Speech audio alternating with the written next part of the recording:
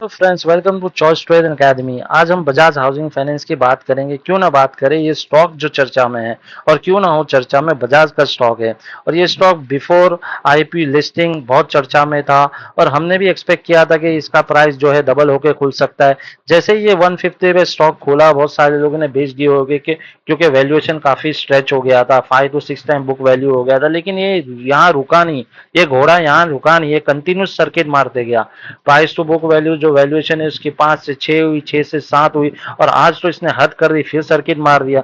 जब जो चीज मोमेंटम में होती है, जो चीज सर्किट में होती है, वो कंटिन्यूस सर्किट में जाते रहती है और इसी स्टॉक के साथ भी ये हुआ है। लेकिन इसका ये स्टॉक काफी ओवर वैल्यूएशन हो गया, लेकिन ये रुकने का नाम ही नहीं ले रहा है। और आज इसको फिर सपोर्ट मिल गया और इस बार सपोर्ट मिला है इसको एक ब्रोकर हाउस से, फिलिप कैपिटल से, जिसने इसकी रेटिंग बढ़ा दी है।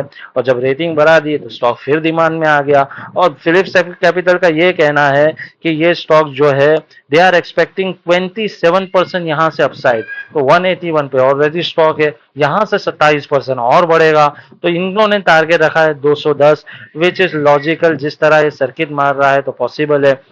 और एक्सचेंज में भी देखो तो बजाज हाउसिंग फाइनेंस में सर्किट फिल्टर लगा दिया, तो सर्किट लगाने से जो है ये स्टॉक बढ़ता है, भागता है, उसके बाद सर्किट लग जाता है, फिर नेक्स्ट दिन फिर ऊपर खुलता है। तो ये स्टॉक में ऐसा क्या हो रहा है, क्यों ये इतना भाग रहा है? एक तो आप जानते होंगे कि ये स्टॉक का जो लो फिल्टर, जो इसका ये फ्लोटिंग था, वो फ्लोटिंग खत्म हो गया। फ्लोटिंग खत्म होने की वजह से इसमें डिमांड आ रहा है। और डिमांड क्यों नहीं आया? बजाज का स्टॉक है, प्री आईपीओ और लिस्टिंग के पहले इतने डिमांड में था, बहुत सारे लोगों को मिला नहीं था। रिटेल ट्रेडर्स ने 7 टाइम्स इसको ओवर सब्सक्राइब किया था। और जब, जैसे हम जानते हैं कि कोई फेमस इंसान होता है, हर कोई चाहता है कि उसके साथ फोटो हो, उसके साथ एक दोस्ती हो। और बजाज का स्टॉक है, वो इतना पॉपुलर हो चुका है और इतना पॉपुलर बन गया है, तो डेफिनेटली हर कोई चाहेगा उसमें पार्टिसिपेट करने। तो म्यूचुअल फंड्स क्यों पीछे रहेंगे, रिटेल ट्रेडर्स क्यों पीछे रहेंगे? तो म्यूचुअल फंड्स के बाद ऐसे इतना फंड है, तो 2 to 3% वो भी डाल सकते हैं इसमें। तो वो डालेंगे तो इवन दे कैन शो कि हाँ, बजाज फाइनेंस में हमारा भी स्टॉक है। तो इसी तरह इसमें डिमांड बढ़ती जा रही है। और क्यों, अब अगर ब्रोकरेज पार्टिसिपेट कर रहे हैं और अगर उन्होंने अपना रेटिंग दे दिया, तो डेफिनेटली ये स्टॉक के अंदर डिमांड बढ़ा है। तो डिमांड बढ़ने की वजह से, सप्लाई कम होने से ये स्टॉक जो है मूवमेंट आया, पकड़ा है। और जब जो स्टॉक सर्किट में जाता है तो कंटिन्यू सर्किट लगते जा रही है। तो 2 दिन से बजाज के अंदर भी देखो तो सर्किट लग चुकी है। अब इसके आगे देखे तो उन्होंने जस्टिफिकेशन दिया है कि दे आर एक्सपेक्टिंग इनकी बैलेंस शीट बढ़ना और 2 लाख करोड़ होना। तो कहीं ना कहीं अगर बैलेंस शीट बढ़ेगी तो वैल्यूएशन बढ़ेगी, वैल्यूएशन बढ़ेगी तो कहीं ना कहीं पी एडजस्टमेंट होगा, price to book value adjustment होगा। वही चीजें यहाँ पे समझा रहे हैं।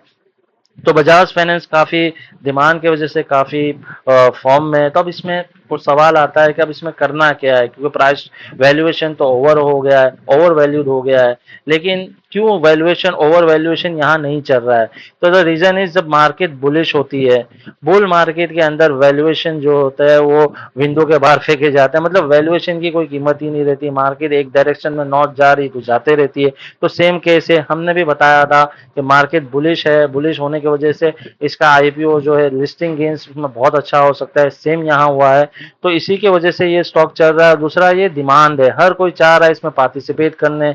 जैसे हमने बताया कि रिटेल आईपीओ और रिटेल वालों ने 7 टाइम ओवर सब्सक्राइब किया था, तो रिटेल पार्टिसिपेशन भी है, म्यूचुअल फंड पार्टिसिपेशन भी है। तो इसी की वजह से ये फॉर्म में, और जब तक इसमें डिमांड रहेगा ये बढ़ते रहेगा।